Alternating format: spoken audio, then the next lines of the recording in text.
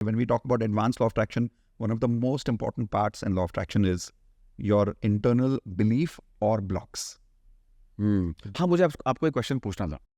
Mind का ये belief है कि मैं 10 करोड़ कमा सकता एब्सोल्यूट तथास्तु, है ना, तथास्तु।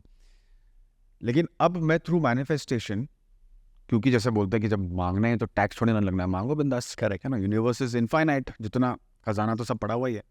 तो अब मुझे 500 करोड़ मांगना है, ठीक है, अब मैं मैनिफेस्टेशन कर रहा हूँ उस 500 करोड़ के लिए।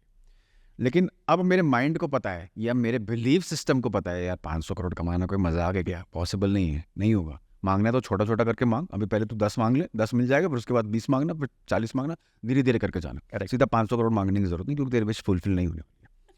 तो मतलब क्या इसमें साइंस है या फिर इसमें पॉसिबिलिटी है कि मैं 500 करोड़ खुलेआम मांग सकता हूँ मैनिफेस्टेशन में या लॉ ऑफ अट्रैक्शन में, या फिर मुझे अपने चादर के हिसाब से ही ड्रीम करना चाहिए? Good question. तो लॉ ऑफ अट्रैक्शन की जो दुनिया है, मैनिफेस्टेशन की जो दुनिया है, वो अलग लेवल की दुनिया है। एग्जाम्पल देता हूँ, अभी आप और मैं जिस दुनिया में जीते हैं, इट्स अ लॉजिकल वर्ल्ड, जिसको साइंस के लैंग्वेज में बोलते हैं 3D वर्ल्ड, 3 डायमेंशनल वर्ल्ड। तो 3 डायमेंशनल में टाइम, स्पेस और लॉजिक आ जाता है, TSL, time space and logic. मतलब मैंने सोचा मुझे जॉब चाहिए, तो अब मुझे टाइम लगाना पड़ेगा, उठना पड़ेगा बॉडी से, राइट, मुझे इंटरव्यू के लिए जाना पड़ेगा और मुझे वो इंटरव्यू देना पड़ेगा, उसमें कुछ लॉजिक लगाना पड़ेगा, तब जाके जॉब मिलेगा। करेक्ट है?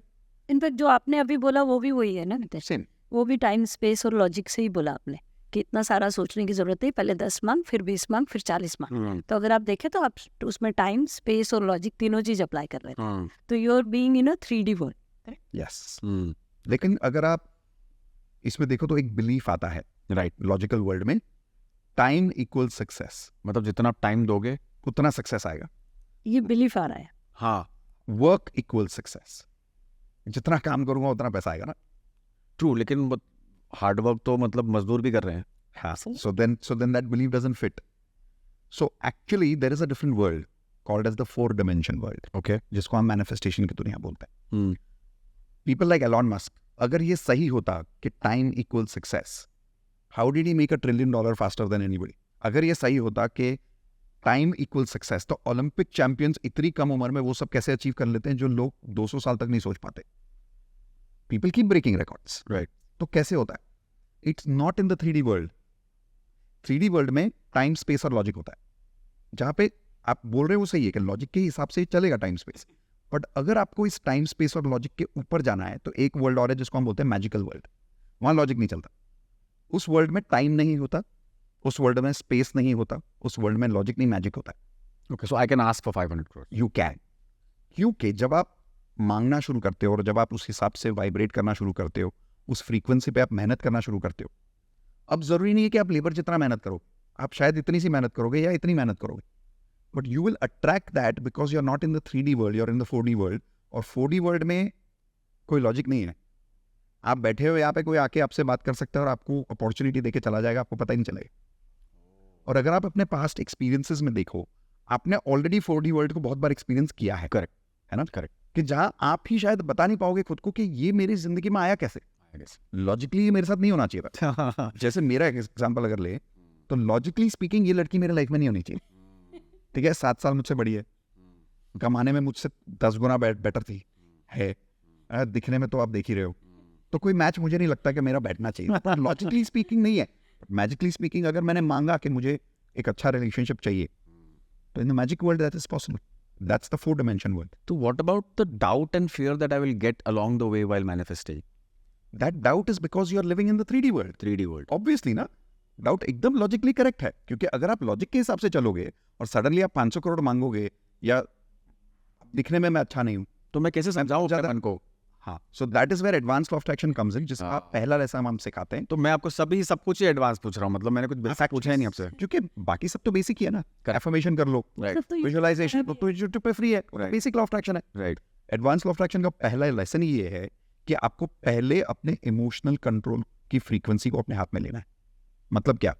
जैसे आपने सवाल पूछा कि डाउट को मैं बिलीव करूं कैसे जब मेरे हाथ में कोई है नहीं सामने, तो यानी कि आप किसी चीज को नहीं कंट्रोल कर रहे, पहले आप अपने इमोशन को कंट्रोल कर रहे हैं। उसका साइंस शायद हमारे पास अभी है नहीं, वो साइंस एक बार आप सीख गए, how do I control my emotion, Now you can go into the magical world.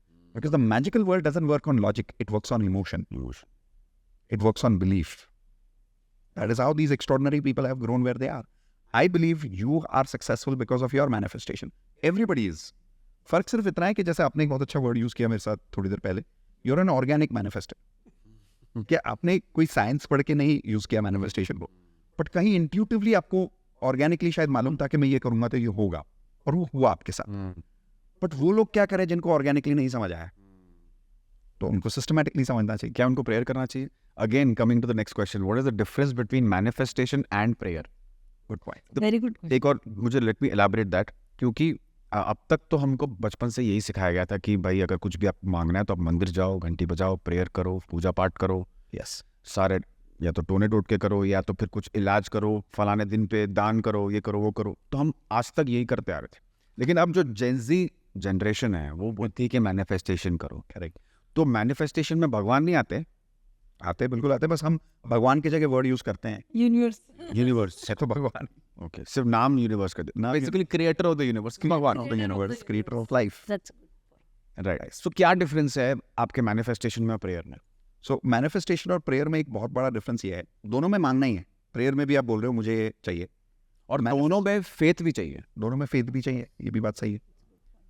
बहुत बड़ा एक फर्क ये है कि मैनिफेस्टेशन में आप ये नहीं बोलते कि मुझे ये चाहिए, मैनिफेस्टेशन में आप ये बोलते हो मुझे ये मिल गया. हाँ, राइट. जब हम मंदिर जाके बोलते हैं भगवान प्लीज मुझे ये दे दो, उसमें डेस्परेशन भी आ सकती है, राइट. उसमें हेल्पलेसनेस भी आ सकती है, लैक भी फील हो सकता है, कमी भी फील हो सकती है.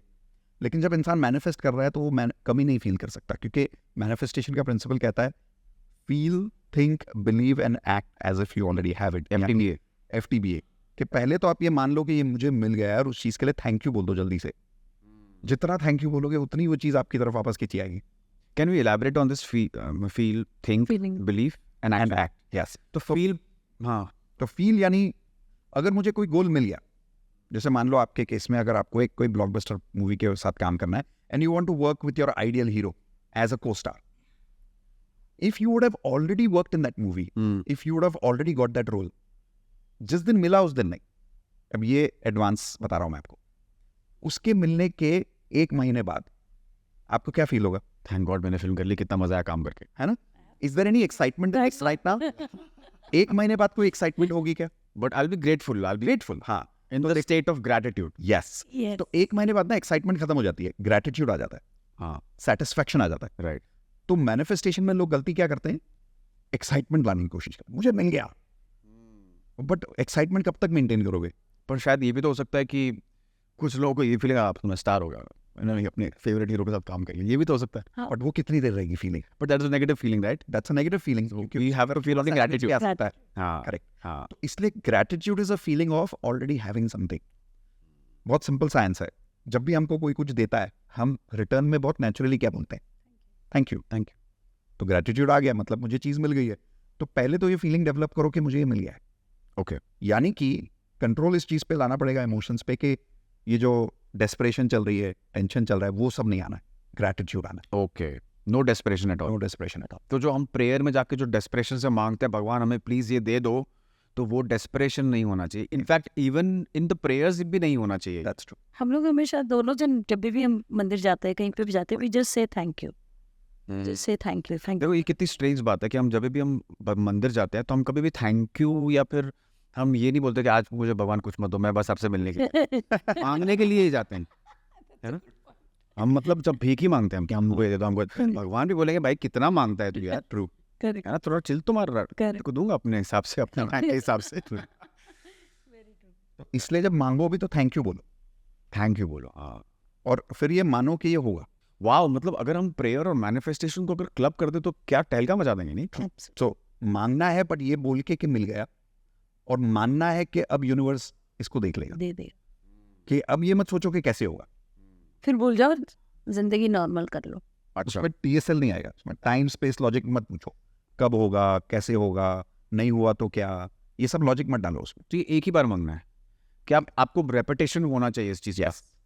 आप दिन में 2 बार करोगे इसको, सुबह उठने के बाद और रात को सोने के पहले. क्यों? बाकी दिन में 10 बार इसके बारे में सोचने की जरूरत नहीं है, क्योंकि अगर कोई चीज मिल गई है तो आप उसके लिए सिर्फ थैंक यू ही तो बोल रहे हो. दिन भर थोड़ी सोचोगे उसके बारे में। सही बात है।